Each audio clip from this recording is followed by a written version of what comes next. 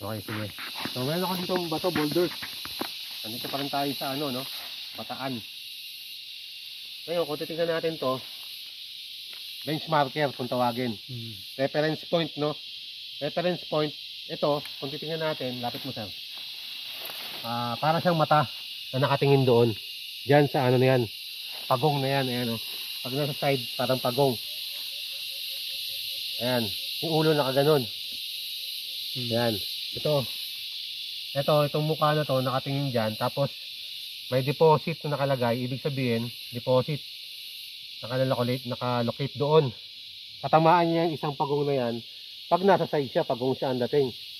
Turtle, oh, yan o, turtle, oh. Ayan, oh. Ito yan, ah. Reference point. Ngayon, kung titignan natin to, ito yung tatamaan niya.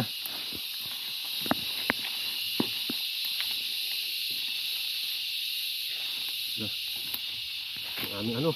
Lagi. Ito. Natataka ka bakit may butas dito? No? Ibig sabihin deposit, alignment papunta ng target natin. Pagong to, tingnan natin, no? Ito yung ulo na nakaganon. Pero kung sa harap, ano mo sir? Mukha. Blindsman, ibig sabihin bulag. May bibig. May mata. Kumbaga parang blindsman ba? Nakatingin na nakaganon, ito. Parang bulag ba? Bulag. No? Pero kung titingnan natin, may passageway siya dito. Ito, kinat to, kinat. Kinat niya yan, no? At ibig sabihin, ang tatamaan niya yung lumang mangga. Ito. Mga ilang taon na to, matagal na, isang taon na yata ito. Mahigit. Tapos, itong manggang to, nakapagtaka din dahil meron siyang parang engraved na ano, naiwan ba? Yan, no? So, ibig sabihin, hindi natin alam kung anong nasa loob nito, kung pako ba o ano, something metal na naka-point pababa, papunta dito. Dito. Yan, sa ilalim ito. Yan, sa 3 meters ang layo lang. So, kung 3 yards ang layo, kung susukatin natin mula sa ano, yan, dito. Yan. Kung titignan natin, meron siyang hole.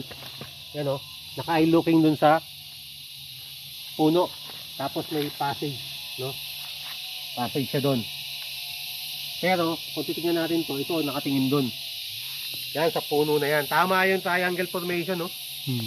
Diba? Mula dun sa ano, blindsman, puno na yun.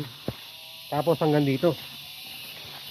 Sa triangle. Ibig sabihin, ang opening niya, gitna. Center. O, yun ang ano natin. Sige. Okay na yan. Ano namin, oh, may anomalya talaga. 5 deposito nandito nakabaon sa mangga. May mangga, oh. Sa area yan, boss. Dito yan. Tama yan dito. Yan, nakabaon kasi ano ako eh. Dito yan, center. Center yan. Sakto yan, boss.